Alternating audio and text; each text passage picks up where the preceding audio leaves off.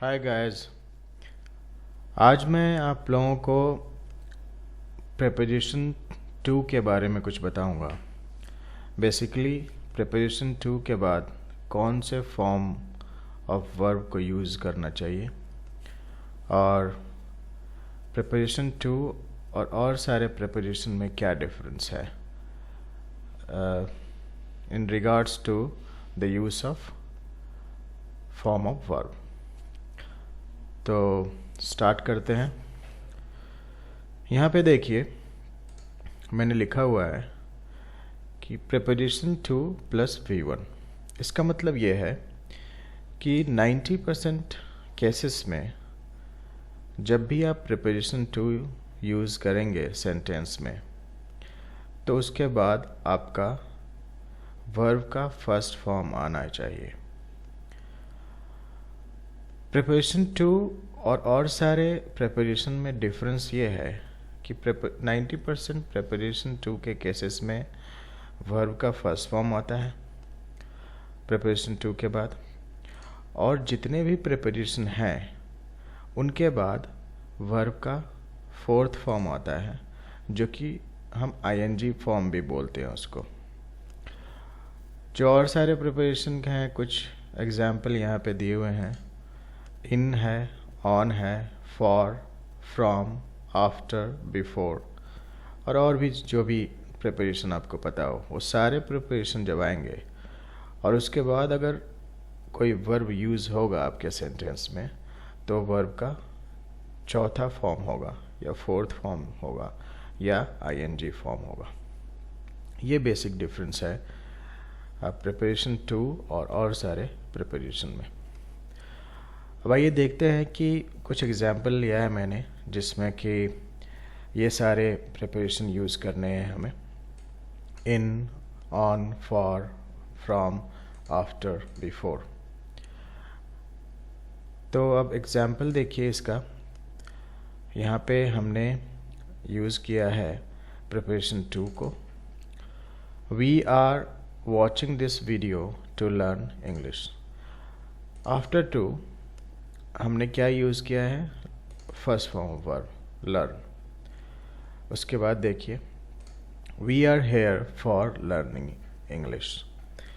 इसका मतलब जब हमने दूसरा प्रेपोजिशन यूज़ किया जो कि फॉर है तो उसके बाद हमने फोर्थ फॉर्म ऑफ वर्ब लिया जो कि ING फॉर्म है।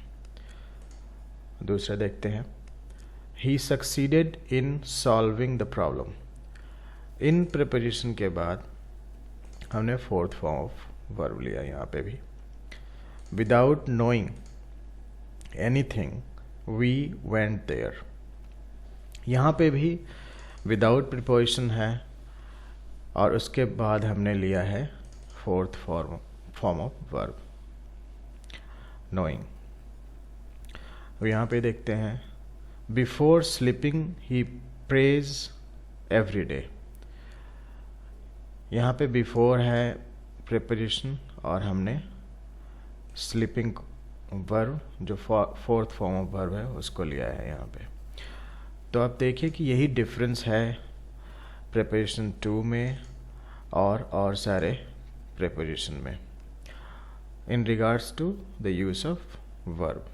वर्ब कौन से फॉर्म का आएगा वो डिसाइड करेगा कि कौन सा प्रेपोजिशन आप यूज़ कर रहे हैं। प्रेपोजिशन टू के केस में कुछ एक्सेप्शंस भी हैं जो मैंने यहाँ नोट डाउन किया हुआ है, वो देखिए। पहला एक्सेप्शन ये है कि जब सब्जेक्ट लिविंग होगा यानी कि कोई सजीव होगा और उसके बाद ये तीनों ऑक्सिलरी वर्ब में से कोई भी एक आएगा, जैसे इज़ हो गया, एम हो गया, आर हो गया या फिर यूज, उसके बाद अगर यूज टू आता है, यूज टू एक साथ आएगा तो वर्ब का चौथा फॉर्म लेंगे। ये एक्सेप्शन है, टू के बाद वर्ब का फोर्थ फॉर्म ले रहे हैं हम। यहाँ पे एग्जाम्पल देख लीजिए, दो दिया हुआ है। We are use to coming here. यहाँ पे क्या है, वी जो है वो लिविंग है यानी कि सजीव है और आर का यूज़ हुआ है, यूज टू आया है तो उसके बाद फोर्थ फॉर्म ऑफ वर्ब आया है। ये आपको याद रखना पड़ेगा।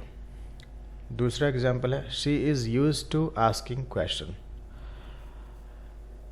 यहाँ पे शी लिविंग है, इज़ यूज़ हुआ है और उसके बाद यूज्ड टू आया है, तो हमने fourth form of verb use किया है। लेकिन जब सब्जेक्ट नॉन लिविंग होगा तो सेम ऊपर वाला अप्लाई होगा, टू के बाद वर्ब का पहला फॉर्म ही यूज़ होगा। तो आपको सिर्फ ये याद रखना है कि अगर लिविंग है, इज़ एम आर में से कोई भी एक ऑक्सिलरी वर्ब है और यूज़ टू उसके बाद आता है, तो हमें वर्ब का चौथा फॉर्म यूज़ करना है। ये लिविंग के साथ है और प्रेजेंट टेंस में होना चाहिए इसको, जो कि इन तीनों में से कोई एक आएगा। नॉन लिविंग में सेम रूल अप्लाई होगा, टू के बाद वर्ब का फर्स्ट फॉर्म। अब अगर लिविंग है भी, जैसा मैंने कहा कि प्रेजेंट फॉर्म में होना चाहिए, प्रेजेंट टाइम या प्रेजेंट टेंस में होना चाहिए, तभी टू के बाद B4 होगा। अब यहाँ पे आप देखिए एक एग्जाम्पल हमने लिया है जिसमें लिविंग तो है सब्जेक्ट, लेकिन वो पास्ट टेंस में है। यूज टू का प्रयोग पास्ट टेंस के लिए हुआ है, तो उस केस में भी आप वर्ब का पहला फॉर्म ही यूज़ करेंगे। तो यहाँ पे देखिए, then we use to live in Delhi, we use to meet, she use to come Delhi. तो इसमें सब में देखा आपने कि इन सब में सब्जेक्ट तो लिविंग है, लेकिन पास्ट टेंस में है सारा, या पास्ट के टाइम की बात हो रही है, तो उस केस में हम वर्ब का पहला फॉर्म ही लेंगे। कुछ और एक्सेप्शंस हैं जहाँ पे ड्यू टू है एक पहला एक्सेप्शन, जिसमें कि अगर ड्यू टू के बाद अगर कोई वर्ब आएगा तो वो फोर्थ फॉर्म ऑफ वर्ब ही होगा। अगर वर्ब नहीं आता है तो कोई नाउन आ सकता है या कोई प्रोनाउन आ सकता है, लेकिन आपका एक्सेप्शन अप्लाई होगा वर्ब के साथ, जो कि फोर्थ फॉर्म ऑफ वर्ब होगा। तो देखिए, ड्यू टू या ओइंग टू, इन दोनों में से कोई भी होगा तो आपका वर्ब का फोर्थ फॉर्म ही लेंगे आप। और यहाँ पे देखिए एक एग्जाम्पल है, I could not go there due to rain. Rain हो गया आपका नाउन, और अगर इसको रेन को आप रेनिंग बना देंगे तो वो वर्ब हो जाएगा। I could not go there due to raining. He was beaten due to coming late, coming आ रहा है fourth form of verb. I was absent due to Deepak, him, ये नाउन या प्रोनाउन ले लिया हमने, लेकिन अगर आप वर्ब लेते तो उसका फोर्थ फॉर्म आता। अब यहाँ नेक्स्ट एग्जाम्पल है जिसमें एक्सेप्शन अप्लाई होता है, एडिक्टेड टू। एडिक्टेड टू के बाद फोर्थ फॉर्म ऑफ वर्ब आएगा, या फिर ING फॉर्म ऑफ वर्ब जो आप बोलते हैं, या फिर कोई नाउन आ सकता है, लेकिन अगर कोई वर्ब आएगा तो फोर्थ फॉर्म ऑफ वर्ब ही आएगा वो। यहाँ पे देखिए एग्जाम्पल है, he is addicted to smoking, वो स्मोकिंग का एडिक्टेड है। This boy is addicted to drinking wine, drinking fourth form of verb है, स्मोकिंग भी फोर्थ फॉर्म ऑफ वर्ब है। तो ये एक्सेप्शन आपको याद रखना पड़ेगा। ये 2-3-4 एक्सेप्शंस हैं जिसमें कि आपको fourth form of verb use होता है। अब ये देखिए 1-2 और हैं जिसमें कि फोर्थ फॉर्म ऑफ वर्ब होता है use. Look forward to, look forward to के बाद भी फोर्थ फॉर्म वर्ब आता है। तो यहाँ पे देखिए एग्जाम्पल है, I look forward to getting more money from you.